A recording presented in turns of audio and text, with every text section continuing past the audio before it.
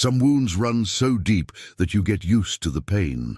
Jane Smith had learned to live in silence, her blue eyes reflecting a sadness she no longer knew how to name, her hands, calloused from hard work, trembling only when no one was looking.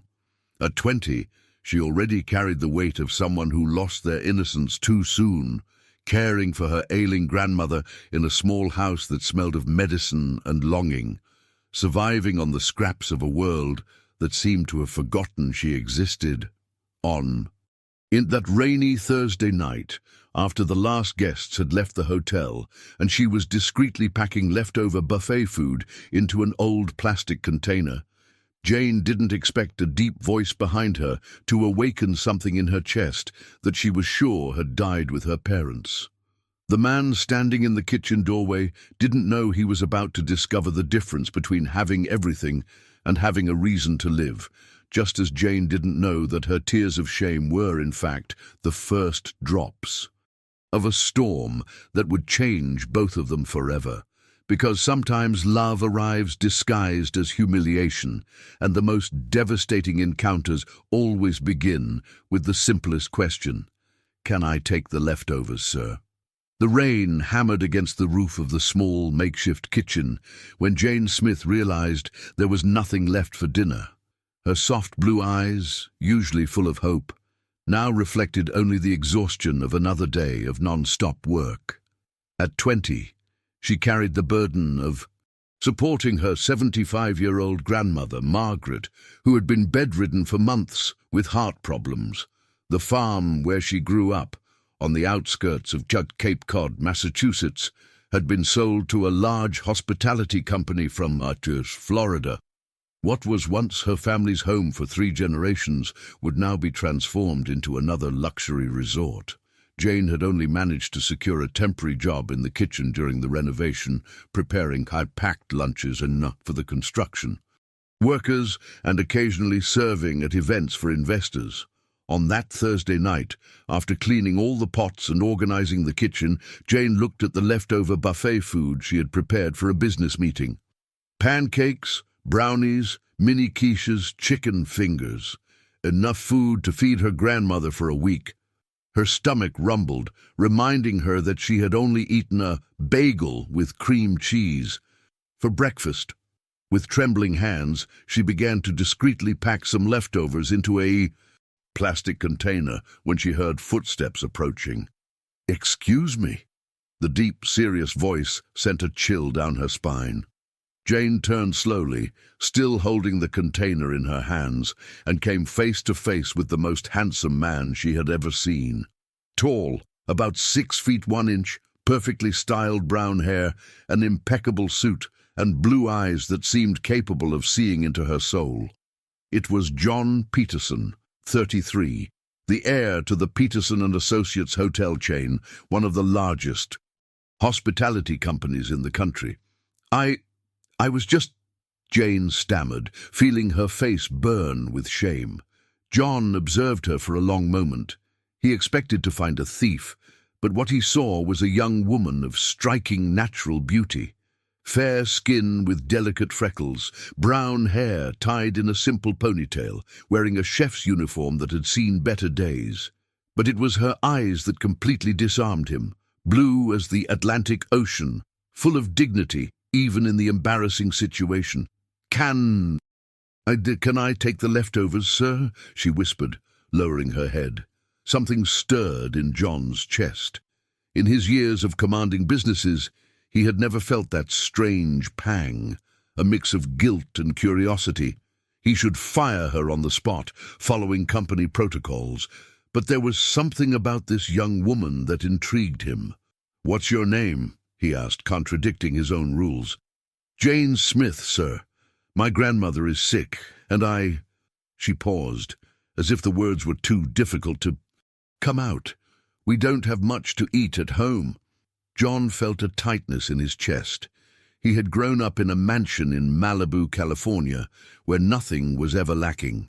The idea of someone going hungry was abstract to him, something that existed only in corporate social responsibility reports. "How old are you?" 20, sir. "And how long have you worked here?" 2 weeks. since the farm was sold to your company. John processed the information. So she was the daughter of the former owners, or employees. He didn't know all the details of the acquisition. He left those matters to his partners. "You can take them," he finally said, surprising himself. "And Jane?" She looked up, hopeful. "You don't need to ask. The leftovers aren't good for anything else anyway." Jane's eyes filled with tears of relief and gratitude. "Thank you very much, sir. You have no idea what this means." John merely nodded and left, but he couldn't get the image of those blue eyes out of his mind all night. In the following days, John found himself making excuses to show up in the kitchen. He said he wanted to check the food quality, supervise the work, but in reality, he wanted to see Jane. He observed how diligently she worked, how kindly she treated everyone, even when some employees looked at her with disdain, how her eyes sparkled when she talked about her grandmother. "Grandma Margaret raised me," Jane recounted one morning while preparing pancakes for the guests' breakfast. "My parents died when I was 5 in a car accident on the road to Sackmyrtle Beach. She sold almost everything she had to give me an education, taught me to cook, to have dignity. And the farm, what was it like before?" Jane's eyes lit up in a way John had never seen. "It was paradise on earth, Mr. Peterson. We had a huge garden, raised chickens, made homemade cheese. Grandma made the best biscuits and gravies in the region. People came from afar just to eat her food." Her voice became melancholic. "But the debts kept growing, especially with Grandma's medicine, and we had no choice." John felt a pang of guilt. His company had bought the property for a price well below market value, taking advantage of the owner's desperation. It was just business for him, but for Jane and her grandmother, it was the loss of an entire life. "Do you have dreams besides taking care of your grandmother?" Jane stopped stirring the batter and looked at him in surprise. No one had ever asked her about her dreams. I always wanted to have a small restaurant, you know, nothing fancy, but a place where people felt at home. Food made with love like Grandma always made." She smiled shyly. "Silly, right? Why silly? People like me don't own restaurants, Mr. Peterson. We work in other people's restaurants." The simplicity and resignation in her voice deeply touched John. He wanted to say she was wrong, that dreams were possible. But how could he? He had never faced real obstacles in his life. It was at that moment that John Peterson, heir to billions, began to question everything he believed about the world. What about you? Have you ever felt like Jane, carrying dreams that seemed impossible? Give this video a like if you believe that sometimes the most unexpected encounters can change our lives forever. And don't forget to comment what city you're watching us from on this exciting journey. Because in the next chapter, you'll discover what happens when two completely different worlds begin to collide, and Jane will take an action that will leave John completely speechless. The passion is just beginning to bloom, but brace yourselves, because a devastating discovery about the past is about to change everything. 3 weeks had passed since their first meeting in the kitchen, and John found himself increasingly drawn not only to Jane's natural beauty, but also to her inner strength. She had become his first consultation of the day, not about business, but about life, about values he had forgotten existed. That Saturday morning, John decided to do something he had never done: help in the kitchen. He arrived early before the other employees and found Jane preparing grits and scrambled eggs for breakfast. "Mr. Peterson," she exclaimed in surprise, almost dropping the pan. "Did something happen? Can you teach me how to make biscuits and gravy?" Jane was speechless. A man who could buy any restaurant in the country wanted to learn how to make biscuits and gravy? "Are you sure, sir?" "I am. I've always eaten them, never knew how they were made." For the next hour, John experienced something completely new, working with his hands, getting dirty, making mistakes, and trying again. Jane was a patient teacher, laughing when he added too much flour or when the biscuits came out in strange shapes. "It's not perfect, but it has love," Jane said, tasting one of the crooked biscuits John had made. "That's what matters in cooking. It's not just mixing ingredients, it's putting care into it." "How did you learn to be so wise?" John asked, watching her lick her flour-dusted fingers. "Pain teaches a lot, Mr. Peterson. When you lose everything, you learn what truly matters. Just call me John, please." Jane smiled, a smile that lit up her entire face and made John's heart race. "Then you can just call me Jane. No more you formal." It was their first intimate moment, sealed by the smell of biscuits and gravy in the oven and flour spread across the counter. The harmony was broken by the arrival of Robert Davies, John's partner and vice president of the company. A 40-year-old man, always impeccably dressed and with an arrogance that shone through in every gesture. "John, you here?" Robert looked from John to Jane with a barely disguised expression of disdain. "I thought you were supervising the suppliers." "I was getting to know our operation better," John replied, trying to sound casual. "Oh, yes. Jane isn't it," Robert addressed her in a condescending tone. "I hope you're teaching our CEO about efficiency. After all, we can't afford to have idle employees." Jane lowered her head, but John saw the way her fists clenched.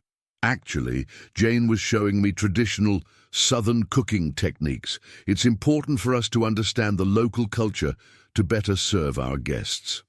Of course," Robert smiled falsely.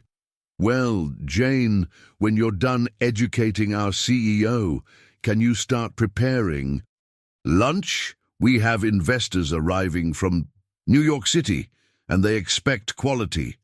After Robert left, Jane remained silent, but John could feel her tension. "Don't mind him. Robert sometimes nothing," Jane interrupted him, and for the first time John saw anger in her eyes. "He looks at me like I'm trash, like I'm just a maid who should be grateful to have a job." "Jane, you don't understand, John. It's easy for you to say, 'Don't mind.' You've never been looked at like that. Never felt that your existence bothers people, just because you exist." John remained silent because she was right. He had never experienced the humiliation Jane faced daily. "My grandmother always said that dignity is not for sale," Jane continued, her voice choked. "But sometimes I wonder if it's worth maintaining dignity when you're starving." At that moment, John made a decision that would change everything. "Do you want to get out of here? Just for today, forget all this." Jane looked at him in surprise. "What do you mean?" "Let's go to Nantucket. I want to see the city through your eyes, not through the eyes of a businessman." It was crazy, they both knew. But there was something in the air, an unresolved tension, a connection that begged to be explored. 2 hours later, they were walking through the cobblestone streets of Nantucket. John had traded his suit for jeans and a simple shirt, and Jane wore a light blue dress that highlighted her eyes. She took him to the Whaling Museum, showed him the colonial houses where she grew up listening to stories, the small market where her grandmother bought spices. "Here," Jane stopped in front of a small yellow house with blue windows. "This is where we made our sweets to sell at the fair. Apple pie, blueberry cobbler, gourmet brownies, even before it was trendy." John could imagine young Jane helping her grandmother in the kitchen, learning the secrets of each recipe. "Why did you stop?" "The competition grew, and Grandma got sick. Besides," she hesitated, "people started preferring industrialized, cheaper things. What we made with love was no longer financially viable." They sat on a bench in the central square, observing the typical movement of a small coastal town. Families strolling, children playing, elderly people playing chess. "Have you ever thought of giving up?" John asked. "Every day," Jane answered honestly. "Especially when I look at Grandma and see that she's suffering, that I don't even have enough money for her medicine." "And what makes you keep going?" Jane remained silent for a long time, watching a family sharing an ice cream cone in the square. Love.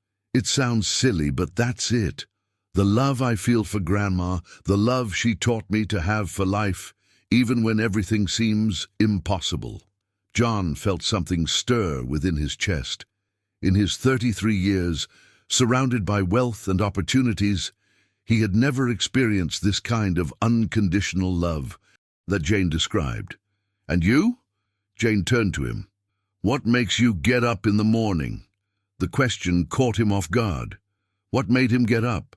Responsibility? Family pressure? He no longer knew. "Honestly, I don't know. I guess I never stopped to think about it." "What do you mean?"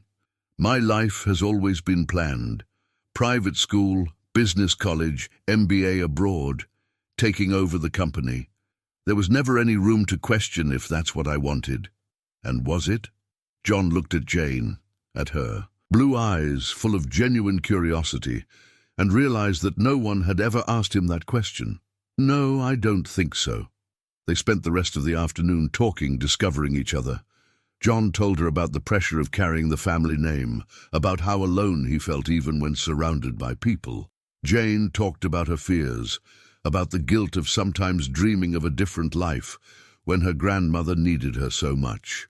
When the sun began to set, painting the sky orange and pink, John summoned the courage to do something he had wanted to do since he first saw her.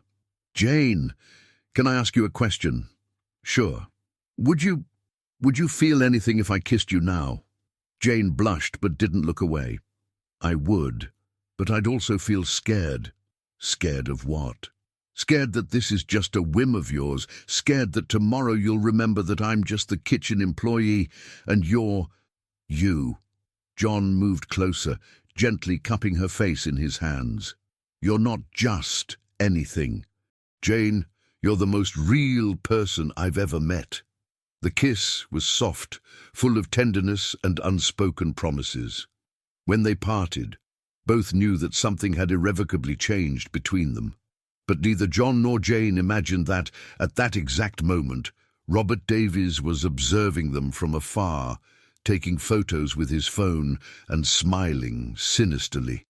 Have you ever experienced a moment like this, when the heart speaks louder than reason? Give this video a like if you believe in the transformative power of true love, and tell us what city you're watching this story from. It's just starting to heat up. Because in the next chapter, you'll see how a simple kiss can trigger a storm that threatens to destroy everything Jane and John are building. And beware, because someone very close doesn't want to see this love blossom and is plotting something that could separate our protagonists forever. Get ready, because from now on, each chapter will be more intense than the last. Monday arrived, laden with tension. John woke up differently, as if the kiss with Jane had awakened something in his soul he didn't even know existed. For the first time in years, he wanted to go to work, not for business, but for the chance to see her. Jane, meanwhile, had barely slept. She had spent the entire night reliving every second of the kiss, every word John had said, but also fighting against the voices in her head that insisted it was madness. A modern-day Cinderella who had fallen in love with the prince, but who still didn't believe in happy endings. The first sign that something was wrong came when Jane arrived at work. The other kitchen staff, Mary, a 50-year-old woman who had worked there for decades, and Tom, a 25-year-old who dreamed of becoming a chef, looked at her strangely. "Jane, you need to be careful," Mary whispered, pretending to organize the spices. "People are talking." "Talking about what?" "That you're getting ahead of yourself, that you're trying to climb the ladder by taking advantage of the boss." Jane felt her blood run cold. "I'm not taking advantage of anyone." "I know, honey. But you know how it is. Rich doesn't marry poor. At best, you become a mistress. At worst—" Mary didn't need to finish the sentence. Jane understood perfectly. Across the hotel, John arrived at the office with a smile on his face that hadn't gone unnoticed by Robert. "You're different today," Robert commented, closing the office door. More cheerful. It's a great day. The renovations are going well, the quarterly numbers. John, cut it out. I saw you yesterday. John stopped in the middle of sitting down. What do you mean? Robert pulled out his phone and showed the photos he had taken. John and Jane talking in the park, the moment of the kiss, them walking hand in hand. Robert, are you insane? Robert exploded. Son of a traditional family, heir to a billion-dollar company, getting involved with an employee, just some random person who works in the kitchen? Be careful what you say. John stood up, his eyes flashing with anger. No, you need to be careful. Your image, our company, our investors, all of that is at risk because of a whim of yours. It's not a whim. Oh no? Then what is it? Love? Robert laughed sarcastically. John, for God's sake, you're 33, not a teenager anymore. If you want to have fun, there are plenty of women from our class who— Enough! John slammed his fist on the table. Jane isn't fun, and you have no right to talk about her like that. Yes, I do. I'm your partner and your friend. And as a friend, I'm going to give you some advice. End this today. Pay her a hefty severance if necessary, but cut this cancer before it spreads. Cancer? Are you calling Jane cancer? I'm calling this situation cancer. She's a good girl, I'm sure, but she's not from our world, John. She never will be. John remained silent for a long moment, processing his partner's words. A part of him knew that Robert wasn't entirely wrong about the practical difficulties, but another part, a part that Jane had awakened, rebelled against that cold logic. I'll think about it, he finally said. There's nothing to think about.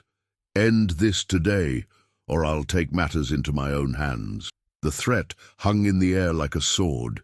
Meanwhile, in the kitchen, Jane was preparing grits and corn pudding and for lunch when John appeared. She smiled when she saw him, but immediately noticed that something was wrong. Are you okay? John looked around, making sure they were alone. Jane, we need to talk. The serious tone made her heart race, but not in a good way. About yesterday. About us. Jane felt her legs go weak. She knew that tone. It was the same one the bank manager had used when he explained that they were going to lose the farm. The same one the doctor used when he said her grandmother needed expensive surgery. It was the tone of someone about to deliver bad news. What happened? She asked, pretending to continue stirring the corn pudding batter to have something to focus on. People are talking about us. And that bothers you? John hesitated, and that hesitation was like a slap in Jane's face. Jane, you have to understand, I have responsibilities, a company, employees who depend on me. And I'm a problem for those responsibilities? It's not that. Then what is it? Jane turned to him, her eyes glistening with unshed tears. Yesterday you said I was real, that I wasn't just anything. Today I'm a problem. The world isn't fair, Jane. We both know that. Oh, now the world isn't fair? Jane laughed, but it was a bitter laugh. What an amazing discovery, John. You want to know when I discovered the world isn't fair? When my parents died, and I became an orphan at 5. When my grandmother sold everything she had to raise me. When we lost our house because we didn't have money for her medicine. But you discovered the world isn't fair. This morning because someone told you you can't be with me. Jane, no, she raised her hand, interrupting him. Don't say my name like that. Not with that voice of pity. I don't pity you. Yes, you do. Pity for the poor girl who deluded herself into thinking a prince could fall in love with her. John felt every word like a stab in the chest. It's not like that. Then how is it? Explain it to me, John, because I don't understand. Yesterday you kissed me as if I were the most important woman in the world. Today you're dismissing me as if I were an inconvenient employee. I just think maybe we should go slower. Go slower? Jane laughed again. John, I'm 20 years old. I'm not a child.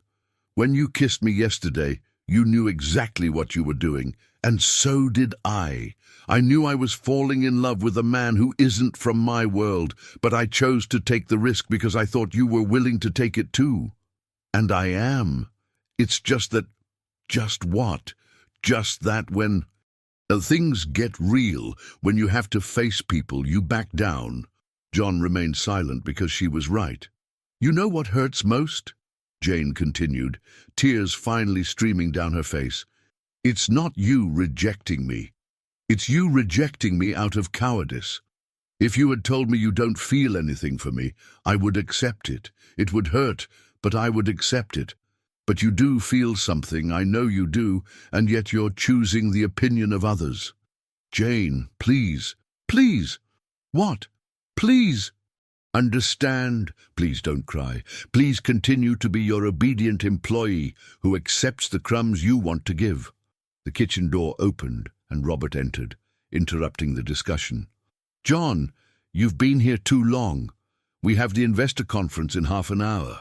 Jane quickly wiped away her tears and returned to the stove, pretending to be focused on the food. I'm going, John replied, without taking his eyes off Jane. Good. And Jane, Robert addressed her with a false smile. I hope you understand that we have strict policies regarding relationships between employees and superiors, especially considering the hierarchical difference. Jane stiffened but didn't respond. After the two left, she allowed herself to cry freely for the first time. Mary approached and hugged her. I warned you, honey. I know, Mary. I knew it would end like this, but I fell in love. The heart doesn't choose, does it? But sometimes the head needs to protect the heart. Jane nodded, but inside she was making a decision that would change everything. She was no longer going to accept crumbs. She was no longer going to allow her love to be treated as if it were dirty or wrong. That night, after work, Jane wrote a resignation letter. Brief, direct, professional. But in the last lines, she let some of her pain show. Mr. Peterson, I hope that one day you will find the courage to fight for what truly matters. I wish you happiness, even if it doesn't include people like me. The next morning, she left the letter on John's office desk and left the hotel for the last time as an employee. But what Jane didn't know was that her departure would trigger a series of events that would reveal secrets from the past, capable of destroying or saving everything that still remained between her and John. Have you ever had to choose between following your heart or giving in to the pressure of others? Give this video a like if you're rooting for Jane to find the strength she needs. And tell us what city you're watching this story from. It's stirring all our emotions.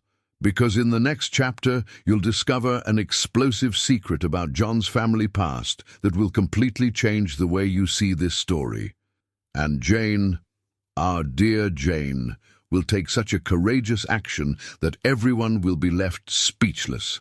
Prepare your hearts, because from now on, every chapter will be a roller coaster of emotions.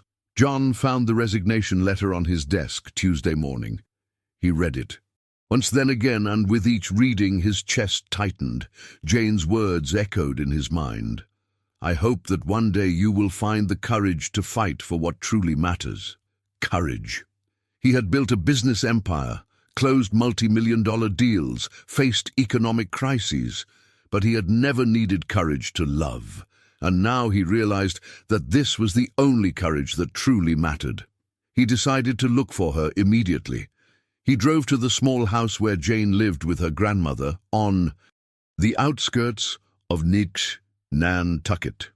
It was a simple house, painted white with blue accents, surrounded by a garden where medicinal herbs grew and a few chickens pecked freely. He knocked on the door, and the person who answered was a small woman with white hair pulled back in a bun, blue eyes identical to Jane's but marked by years and suffering. You must be Grandma Margaret, John said, removing his hat in a gesture of respect.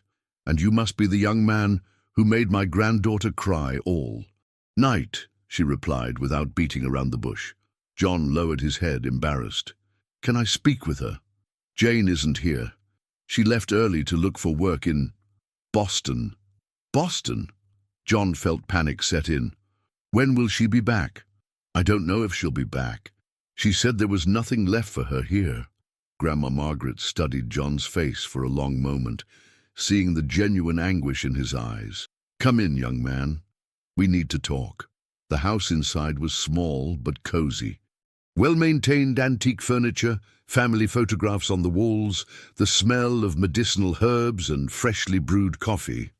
John sat in the simple living room, feeling completely out of place in his expensive suit. Would you like some coffee? Grandma Margaret offered. Please. She brought 2 cups of strong coffee, accompanied by still warm cornbread. My granddaughter told me about you. She said you're different from the other rich people she's met. She said that? She did. But she also said you don't have the courage to admit what you feel. John took a sip of the coffee, which was perfect, and sighed. Do you think I should go after her? I think that before a man goes after any woman, he needs to know who he is. Do you know who you are, young man? The question caught John off guard. I'm John Peterson, CEO of... That's what you do, not who you are. Grandma Margaret interrupted him. Who is John Peterson when he takes off that expensive suit and is alone with his conscience? John remained silent because he didn't know how to answer. Can I tell you a story? Grandma Margaret continued. A story about your family that might help you understand some things. My family? Your grandfather, William Peterson. Did you know he wasn't born rich? John frowned. His grandfather had always been presented as a business visionary, a man who had built the hotel empire from scratch. What do you mean? William Peterson was born right here in Nantucket, son of a laundress and a bricklayer, hard-working, a dreamer, but poor like us. That can't be right. Your grandfather fell in love with a rich young woman from New York City in the 1950s. She was vacationing here with her family. He was a tour guide, showing the town to visitors. John felt his head spinning. Her name was Elizabeth Parker, a traditional New York family, owners of real estate empires. When they discovered the romance, they did everything to separate them. And what happened? William had to choose love or ambition, and he chose ambition. He left the woman he loved, moved to New York City, erased his poor past, and invented a new story for himself. But he got rich. He did. He married a woman from high society, inherited businesses, built the empire. But he was never happy, young man. My mother was Elizabeth's friend, and she told me that until the end of his life, William would ask about her when he came to visit Nantucket. John was in shock. The official family history was completely different. Why are you telling me this? Because history repeats itself, young man. You're making the same choice your grandfather made. You're choosing what others expect of you instead of what your heart wants. But it's different. I have responsibilities. Your grandfather did too. There's always an excuse for not having courage. Grandma Margaret stood up and brought an old shoebox. Elizabeth died 10 years ago. Before she died, she gave me this to keep. She said if someone from the Peterson family ever came looking for the truth, I should show it to them. Inside the box were letters, dozens of yellowed letters, all signed by William and addressed to Elizabeth. He wrote to her for 40 years, Grandma Margaret explained. He never sent any of the letters, but he wrote them, every week, sometimes every day. John felt his eyes well up. This man, whom he had always admired as an example of success, was in fact an example of cowardice. He died full of regret, Grandma Margaret said softly. Rich, respected, but full of regret. Is that the life you want, young man? John couldn't answer. Jane is a good girl, hard-working, honest. She has a heart bigger than the world. But she won't wait forever. And if you don't have the courage to fight for her, one day you'll be writing letters you'll never send, wondering what it would have been like if you had done things differently. At that moment, John's phone rang. It was Robert. "John, where are you? We have the meeting with the Japanese investors in an hour." "I'll be late," John replied without taking his eyes off his grandfather's letters. "What do you mean you'll be late? This meeting could define our international expansion. Robert, can you handle the meeting without me today?" "Are you out of your mind? Of course I can't. John, whatever you're doing, drop everything and come now." John hung up the phone and looked at Grandma Margaret. "Do you know where Jane went and she exists in Boston?" "Nadjas, I do. But first answer me one thing. Are you going after her as a boss wanting an employee back, or as a man in love?" "As a man in love," John replied without hesitation. "Then go." She went to look for work at the Boston public market. She said she was going to try for a position at a traditional restaurant there. John stood up, but Grandma Margaret held him by the arm. "Young man, just one more thing. Jane has suffered a lot in life. If you're not sure what you want, it's better to leave her alone. But if you are sure, fight for her like a man fights for the woman he loves." John took Grandma Margaret's wrinkled hands in his. "Thank you for telling me the truth about my grandfather. And thank you for taking such good care of Jane. She's like a daughter to me. And a daughter deserves to be loved unconditionally, without shame, without fear." John left Grandma Margaret's house completely transformed. For the first time in his life, he understood the difference between success and happiness. His grandfather had had success, but had never been happy, and he didn't want to repeat the same story. As he drove to Bedell, Boston, John made a series of decisions that would change his life forever. He called Robert and told him he wouldn't be attending the meeting with the Japanese. He called his lawyer and asked to schedule an urgent meeting to review the company contracts. And he called his secretary, cancelling all his appointments for the week. For the first time in 33 years, John Peterson was going to fight for what truly mattered. In Boston, Jane walked the streets of the Boston public market, entering every restaurant, every diner, every bar, looking for a job opportunity. She carried only a small suitcase with a few clothes and a lot of wounded pride. At the fifth establishment she visited, she finally had luck. Mrs. Adams, owner of the restaurant The Patriot Grill, needed a cook who knew how to make traditional New England food. "Do you know how to make clam chowder, lobster rolls, baked beans?" asked the 60-year-old woman with grey hair and a welcoming smile. "I can make all that and much more," Jane replied.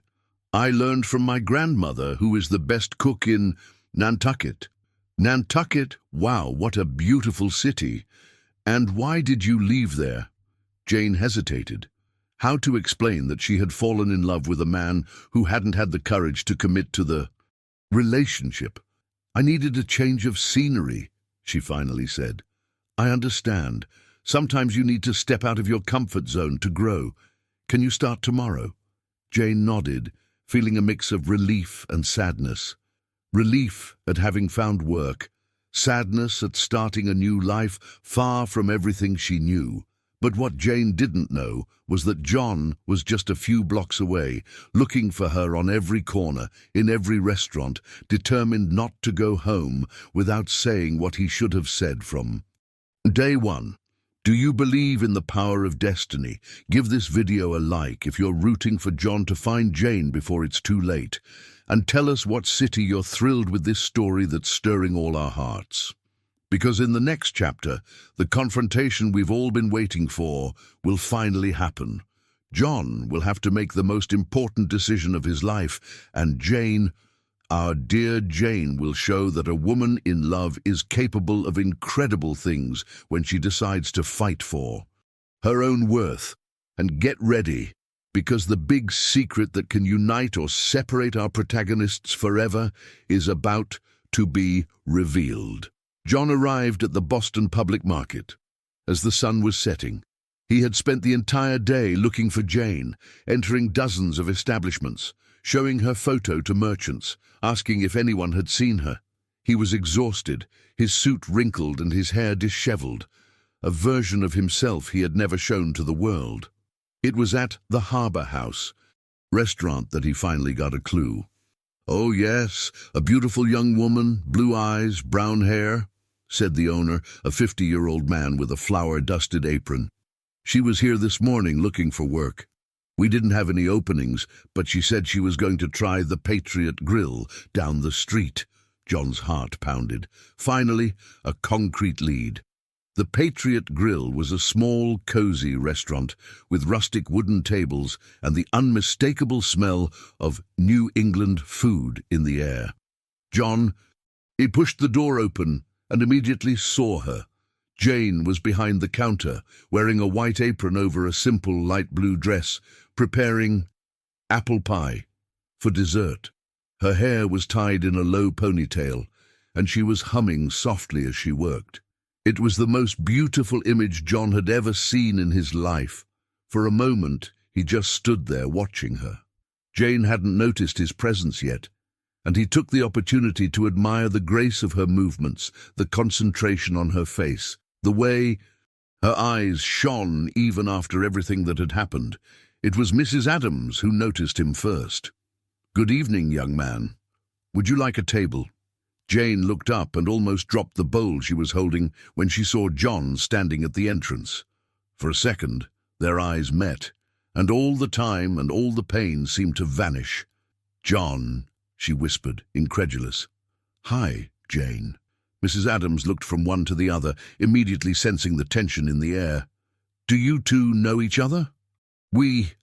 It's complicated," Jane replied, still not taking her eyes off John. "Jane, can we talk?" John asked. "I'm working." "Jane," Mrs. Adams intervened kindly, "you can go. I'll finish up here, but come back early tomorrow, okay?" Jane hesitated, but finally took off her apron and grabbed her purse.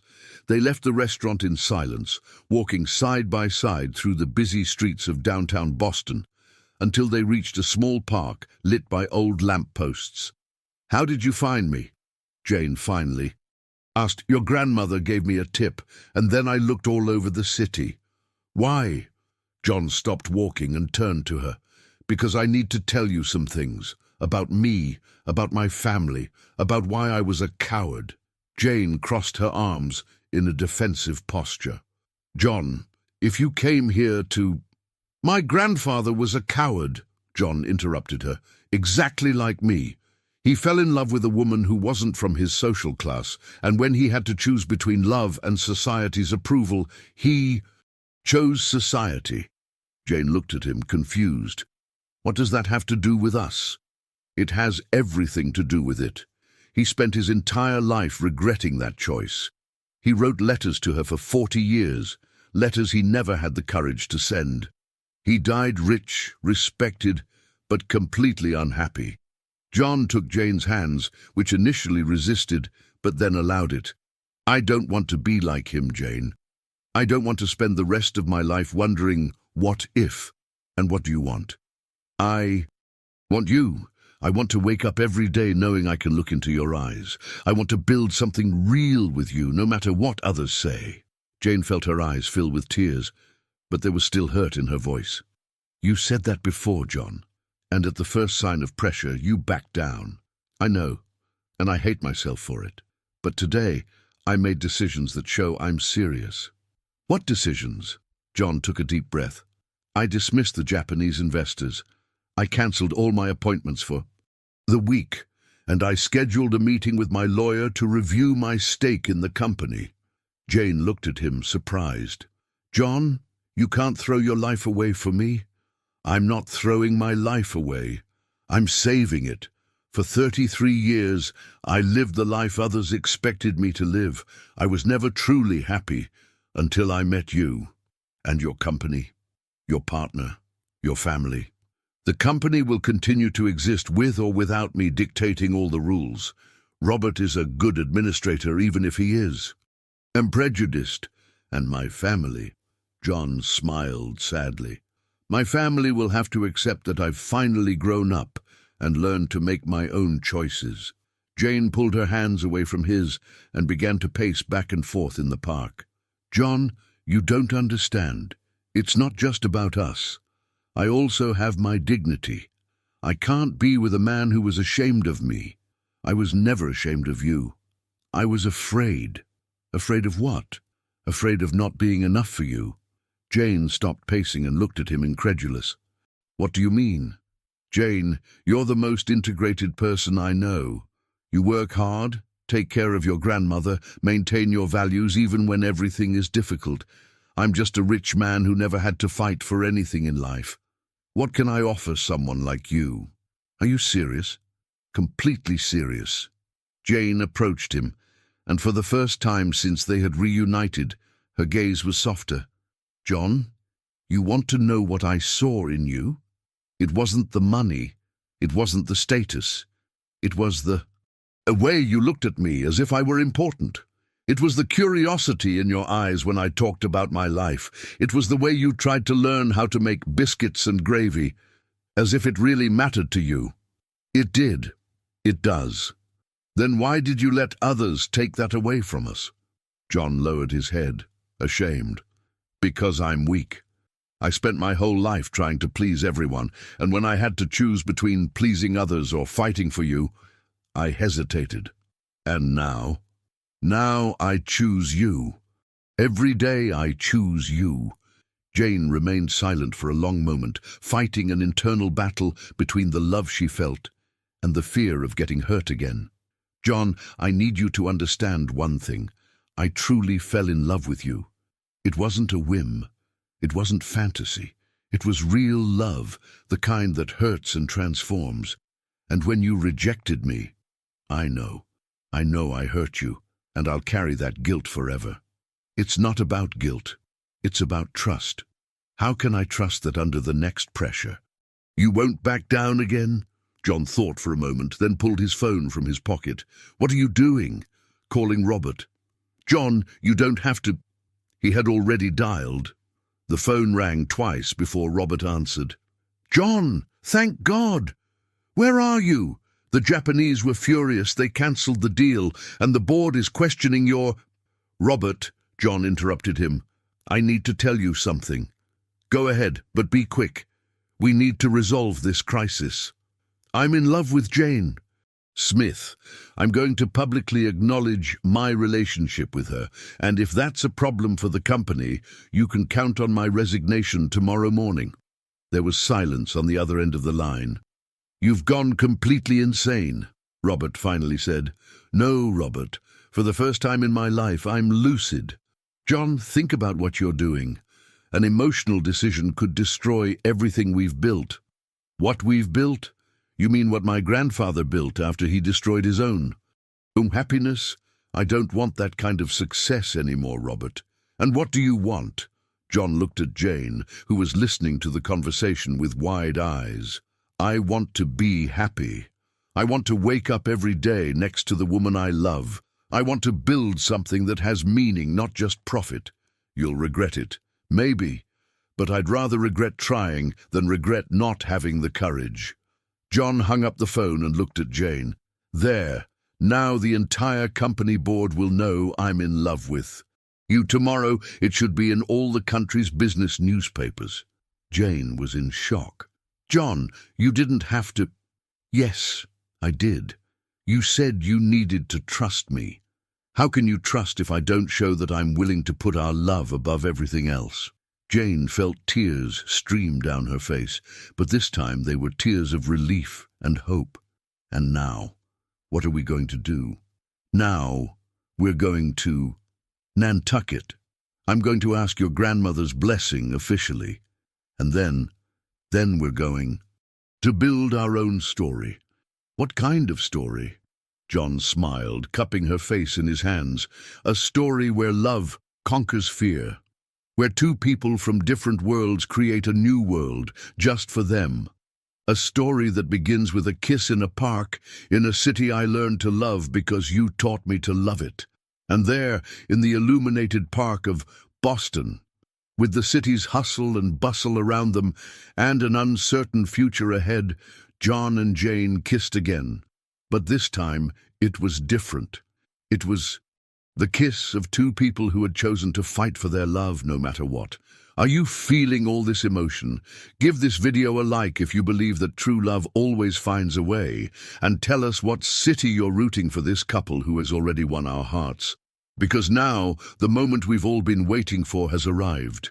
The last chapter of this incredible story. And I promise you won't believe the surprise I've prepared for the end.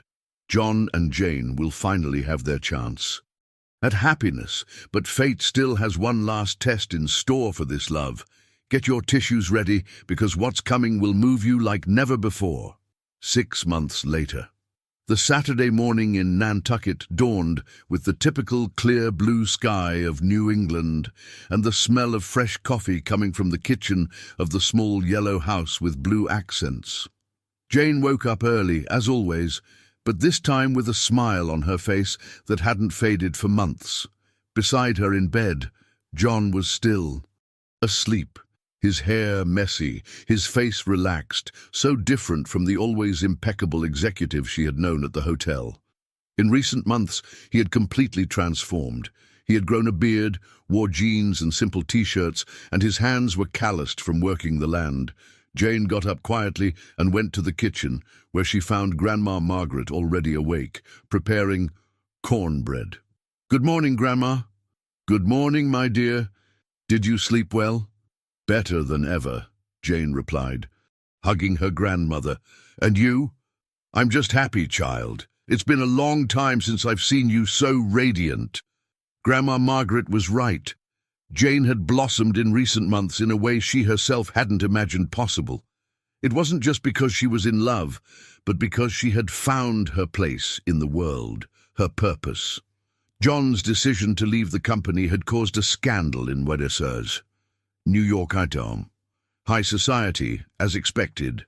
Robert had taken full control of Peterson and Associates and newspapers. Speculated for weeks about the heir's reasons for leaving, but John no longer cared about the newspapers.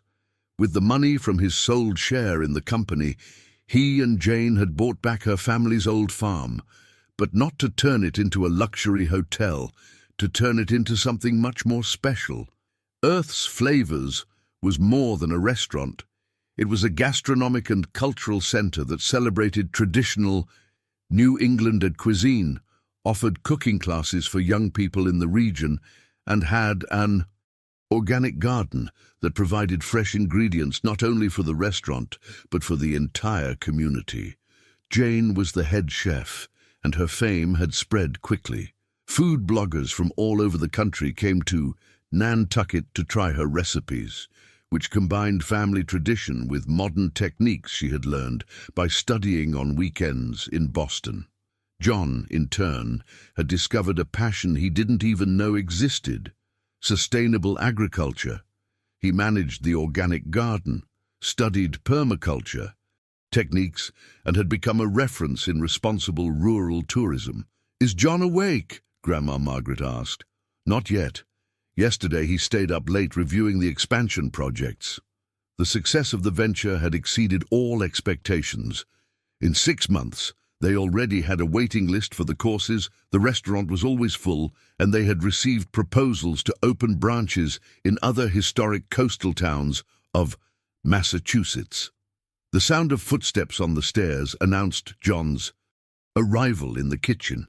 He came down with messy hair, wearing only pajama bottoms and an old t-shirt, but Jane's heart still raced every time she saw him. "Good morning, family," he said, kissing Grandma Margaret's forehead first and then Jane's lips. "Good morning, my son," Grandma Margaret replied, using the affectionate term she had adopted for John. "Coffee's ready?" he asked, pouring himself the strong brew he had learned to appreciate. "And fresh cornbread," Jane added, cutting him a generous slice. They sat at the simple kitchen table, as they had every morning for months. It was a ritual that John would never trade for all the executive meetings in the world. "Today is a special day," John said, pulling an envelope from his pants pocket. "What is that?" Jane asked. "It arrived yesterday, but I wanted to open it with both of you." John carefully opened the envelope and pulled out an official letter with the seal of the Department of Tourism. "I can't believe it," he whispered, reading quickly. "What is it?" Jane and Grandma Margaret asked at the same time. "Earth's Flavors has been selected as one of the 10 best sustainable tourism projects in the United States. We're going to receive an award in Washington, D.C., and an article in a national tourism magazine." Jane covered her mouth with her hands, incredulous. "Seriously? Completely serious? Look here," John read aloud. "The project admirably combines cultural preservation, environmental, sustainability and social development, serving as a model for other initiatives of its kind." Grandma Margaret stood up and hugged them both, tears in her eyes. "My children, what pride! You turned pain into joy, loss into triumph." It was true. What had begun as a heartbreak story had transformed into the greatest achievement of both their lives. "There's one more thing," John said, visibly nervous. Jane looked at him with curiosity. "What else?" John stood up from the table and, to Jane and Grandma Margaret's complete surprise, knelt on the simple kitchen floor. "Jane Smith," he began, his voice choked with emotion. "A year ago, I was a lost man who had everything but didn't know what happiness was. You taught me that love isn't possession, it's partnership, that success isn't having a lot, it's making a difference in the lives of the people we love, that courage isn't not being afraid, it's doing what's right, despite the fear." Jane's eyes were filled with tears, her hands trembling. "You taught me to be a better man, to build something that matters, to love unconditionally. And now I want to build a family with you, to raise children who have your values and your strength." John pulled a small box from his pocket. When he opened it, it revealed a simple gold ring with a small blue stone. "It's not an expensive diamond," he explained. "It's a stone from here in Massachusetts and from our land, because our love is like that, simple, true, with deep roots." "John," Jane whispered, already crying openly, "Jane Smith, will you marry me?" "Yes!" she shouted, throwing herself into his arms while he was still kneeling. "Yes, yes, 1,000 times, yes!" Grandma Margaret applauded and cried at the same time, seeing her granddaughter find the happiness she so deserved. John placed the ring on Jane's finger, and they kissed right there on the kitchen floor, surrounded by the smell of coffee and cornbread, with Grandma Margaret blessing the union. "When?" Jane asked, still in his arms. "Whenever you want, tomorrow if possible. How about Christmas, right here on our land, with the whole community?" "Perfect," John smiled.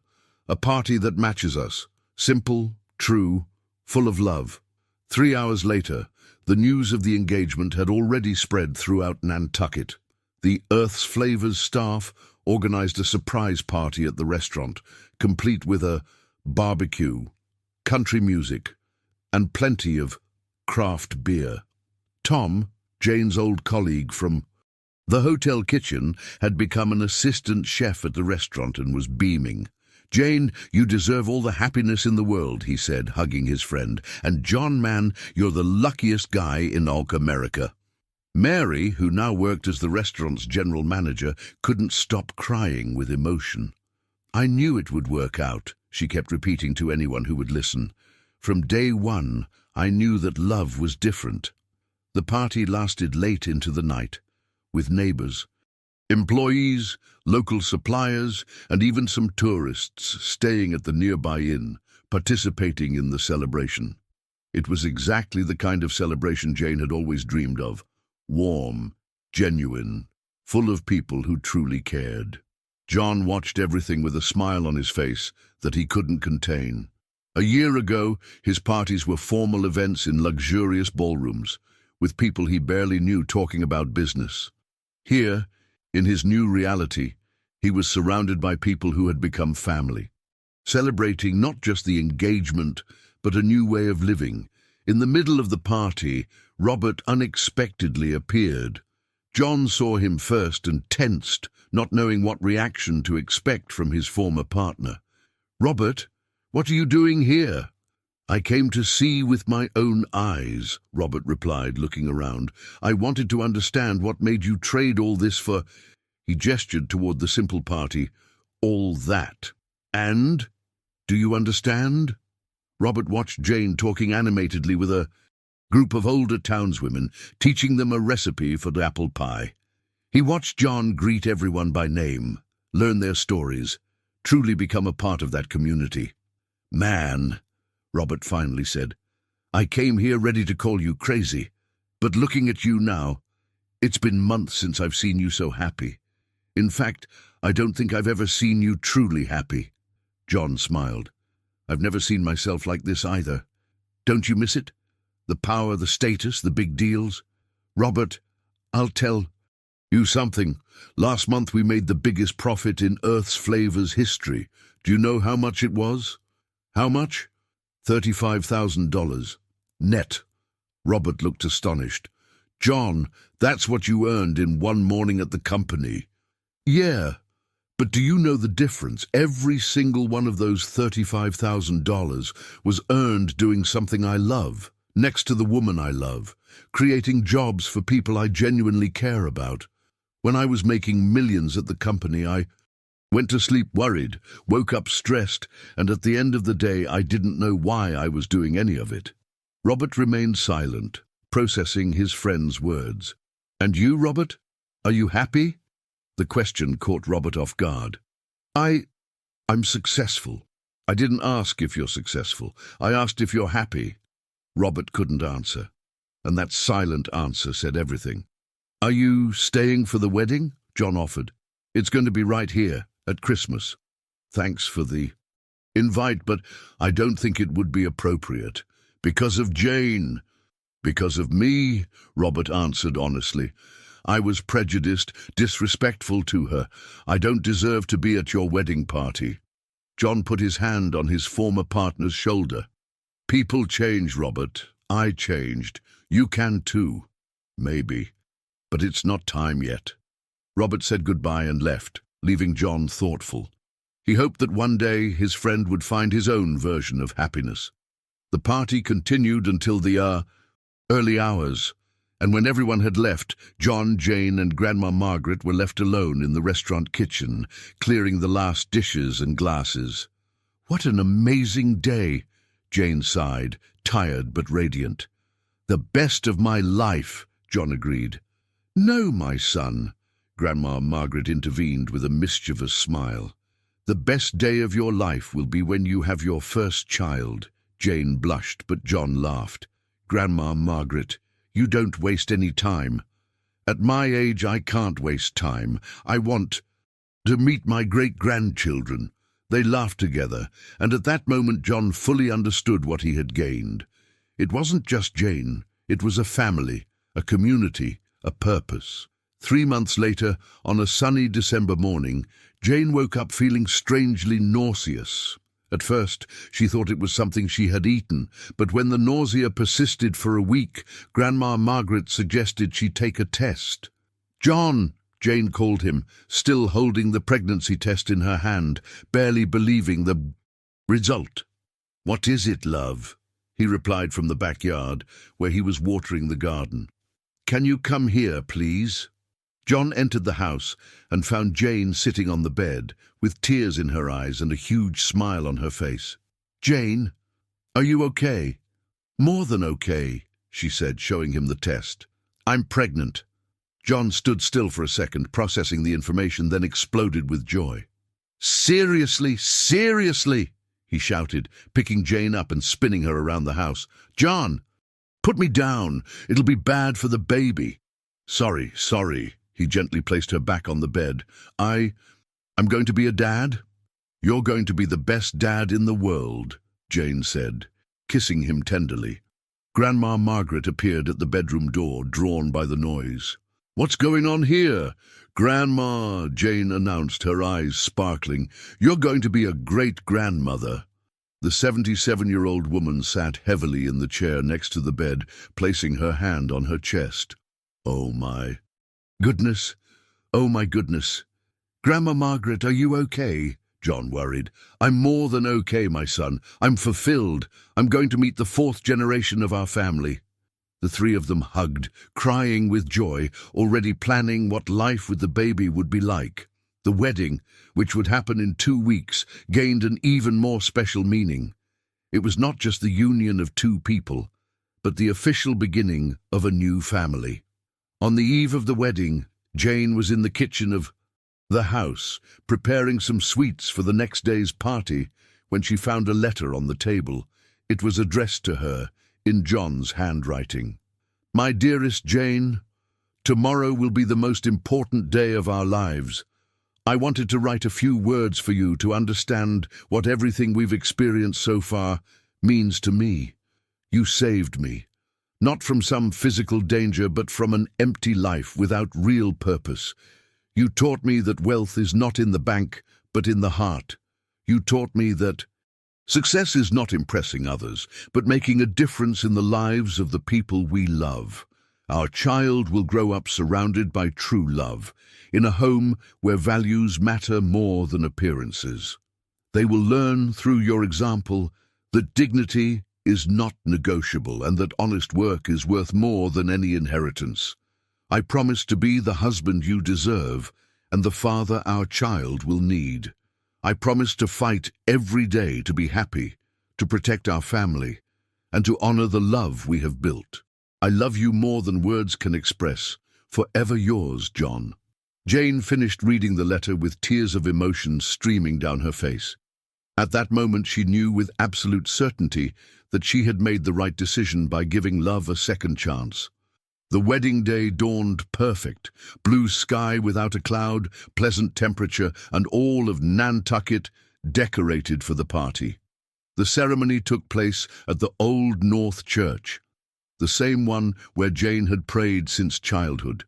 Jane wore a simple white lace dress made by a local seamstress with a bouquet of flowers from their own garden. John looked elegant in a simple navy blue suit, but what was most striking was the radiant smile that never left his face. The church was packed. All the restaurant staff, neighbors, suppliers, Jane's childhood friends, and even some of John's former colleagues who had made sure to attend the wedding were present. When Jane entered the church on Grandma Margaret's arm, since she had no father to accompany her, John felt his heart ready to burst with emotion. She was more beautiful than ever, radiant with happiness and with that special glow of pregnant women. The ceremony was moving. The vows they exchanged were written by themselves, full of sincerity and true love.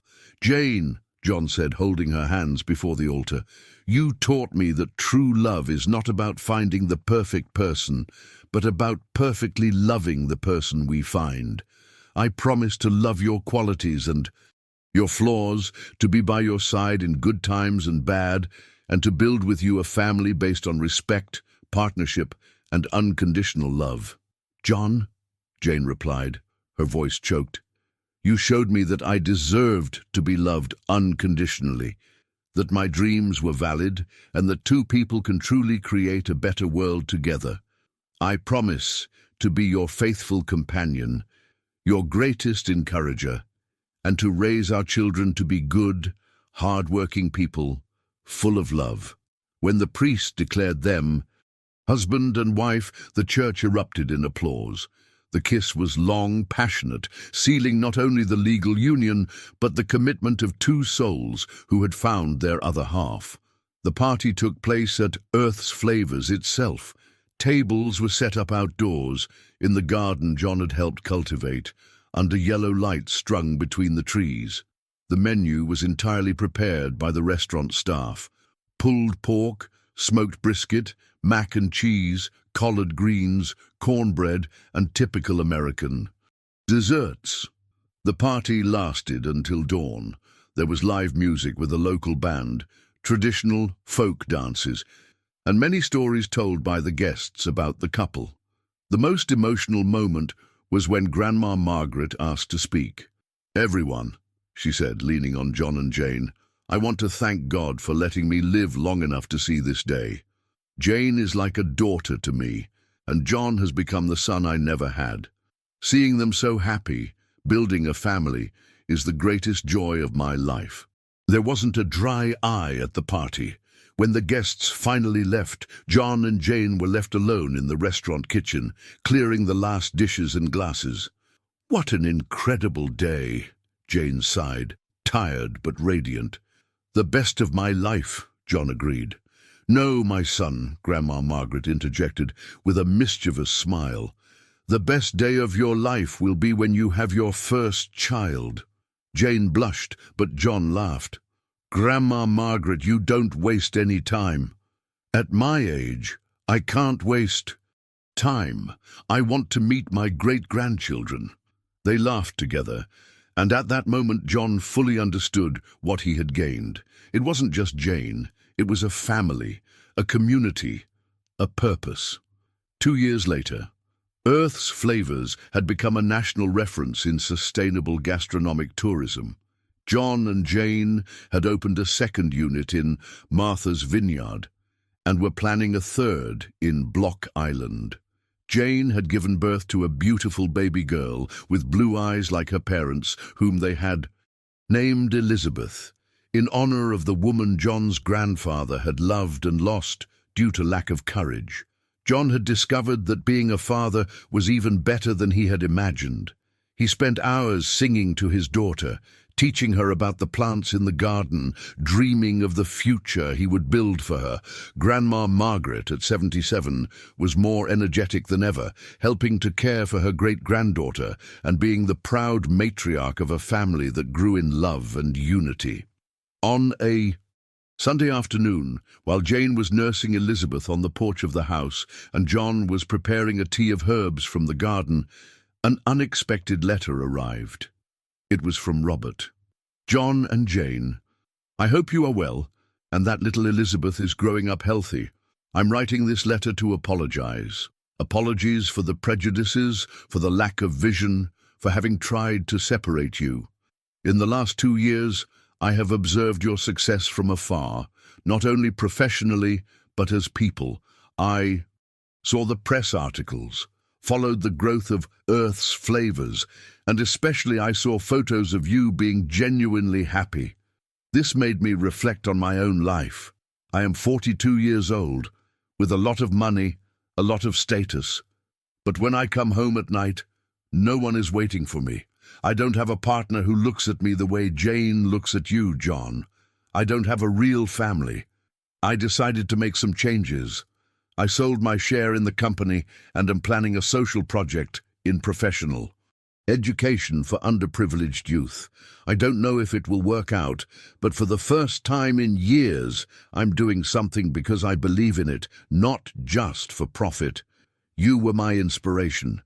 You showed that it's possible to start over, that it's never too late to choose happiness instead of empty success. I hope that one day you can forgive me and that I will be worthy of your friendship again. With admiration and affection, Robert." John showed the letter to Jane, who smiled tenderly. "People really can change," she commented. "Just as we changed," John agreed.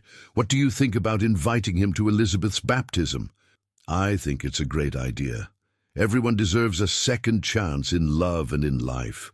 As the sun set over Nantucket, painting the sky orange and pink, John looked at his wife nursing their daughter, at Grandma Margaret humming in the kitchen, at the restaurant they built together, at the life they had created from scratch.